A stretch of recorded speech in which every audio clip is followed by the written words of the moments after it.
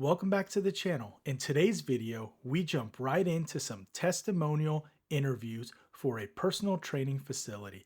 I use my two FX6s for the interview and my Aputure lights to get the perfect look for this setup. Stick around to the end to see the results, and let's get into it.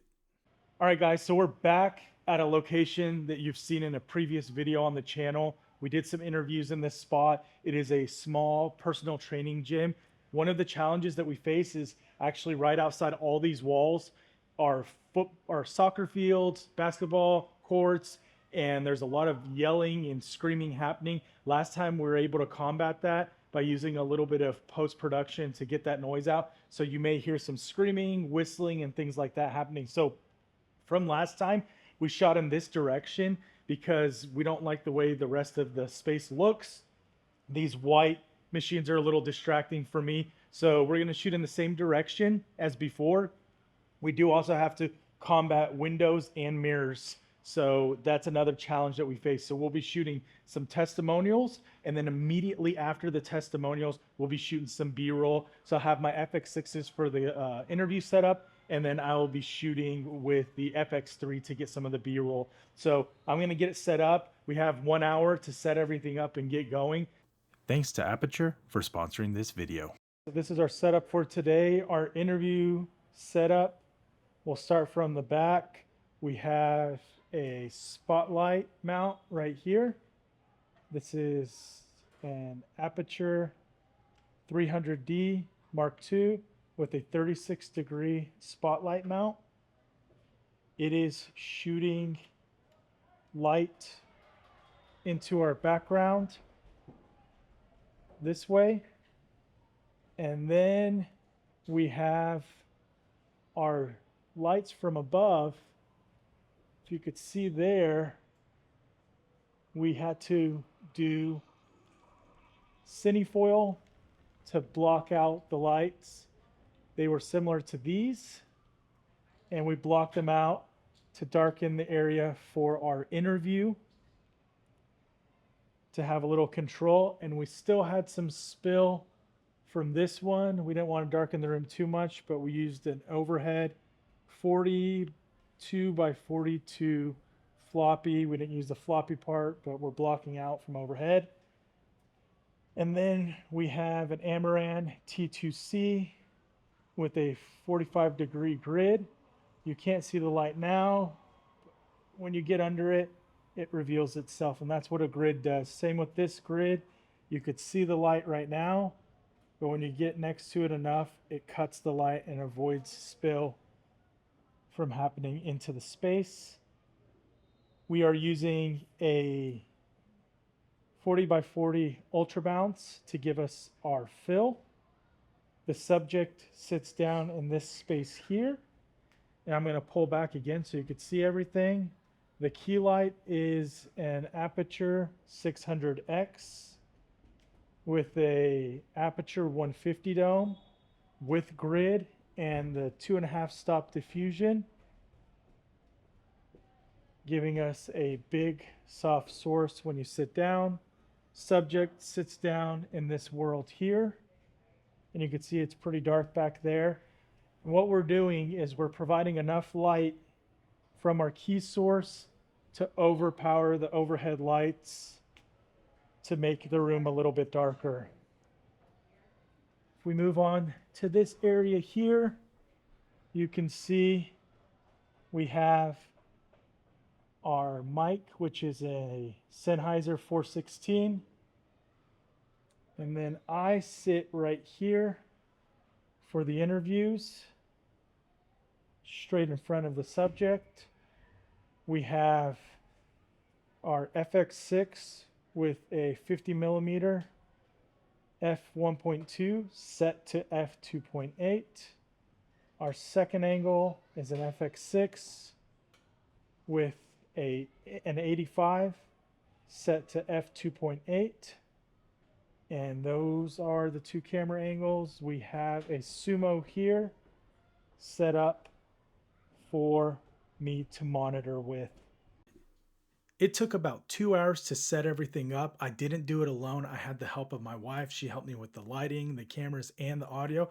She was also a great stand-in so I could fine-tune my lighting. She took care of blacking out all the overhead lights that were kind of leaching into the scene with the cinefoil. What's important about a setup like this is you want to make it comfortable for the person getting interviewed. So we didn't want it to be a really uncomfortable situation or make them feel cramped. So everything on my side of the camera or in front of the subject may look crowded, but it's open all the way around where they could walk in, sit down, and they don't feel cramped up. So that was a real big plus. One of the things that I loved having on this shoot was the Atomos Sumo 19 SE. You can see it right there. It gives me a big clear image that I can look at, make adjustments on, and flip between the tight angle and the wide angle, or look at them side by side, and also use false color on the monitor to match up the shots. One of the biggest challenges of this space was actually sound.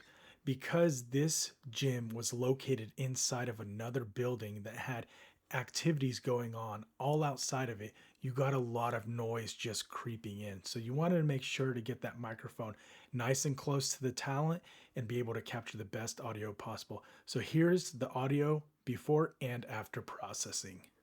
My fitness journey began really back in like 2011, 2012, around that time frame. My husband and I got really into the gym. Um, it didn't really become a passion for me until around 2020 after I had my son. My fitness journey began really back in like 2011, 2012, around that time frame. My husband and I got really into the gym. Um, it didn't really become a passion for me until around 2020 after I had my son. Wow, what a difference. That was actually the 416 going straight into the FX6. I did not use an external recorder for that. Now let's take a look at the footage straight out of camera and with a LUT applied. Here's what it looked like straight out of camera with S-Log3, S-Gamma 3 Cine, and then this is the Utopia LUT applied to the footage and the false color LUT applied to the footage. Now let's go in for the tighter shot with S-Log3, S-Gamma 3 Cine. We're going to apply the Utopia LUT, and then this is what it looked like in false color.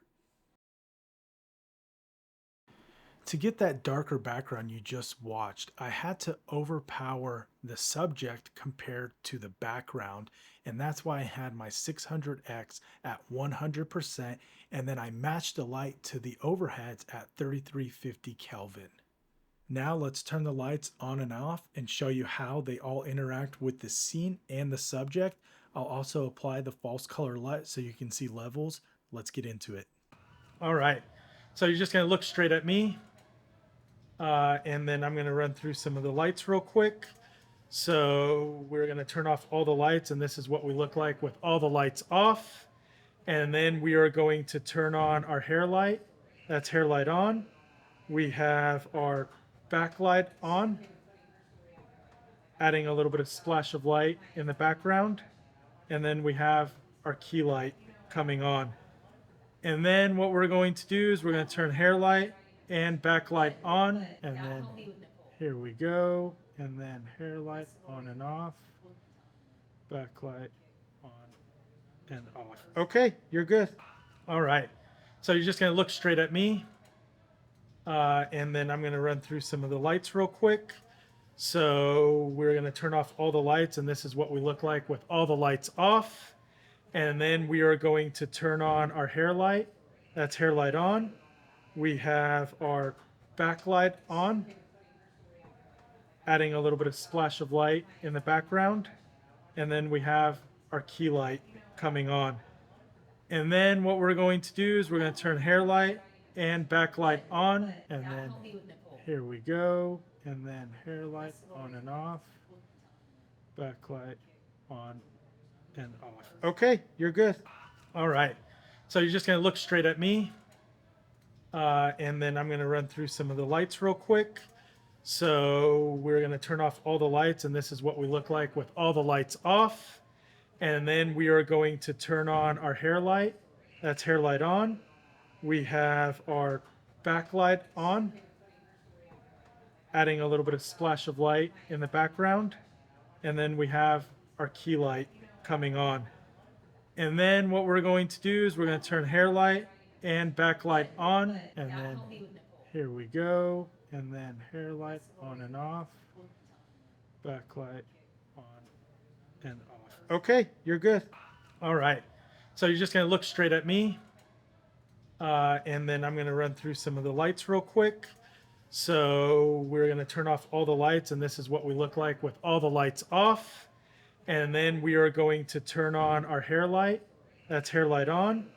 We have our backlight on, adding a little bit of splash of light in the background. And then we have our key light coming on.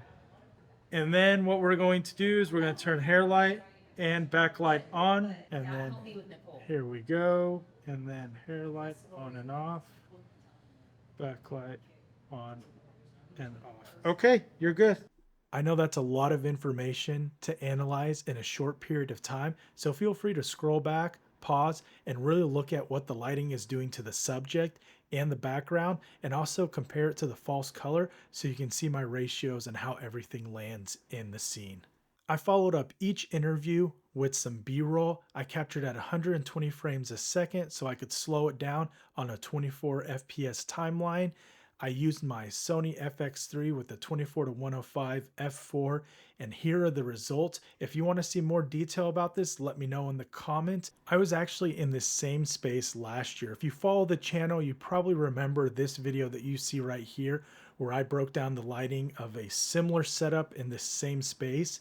Let me know what you think of that setup compared to this one, which one you prefer. I did go a little bit darker on the background on this newer one, but that was a personal preference I chose. I also went a little tighter for the interviews, didn't go as wide. It gave me a little more breathing room on my setup, and I was able to get my light a bit closer. I'd like to give another shout out to Aputure for sponsoring this video, and also a huge thank you to everyone that likes, comments, and supports this channel. You guys are champions. I really appreciate you.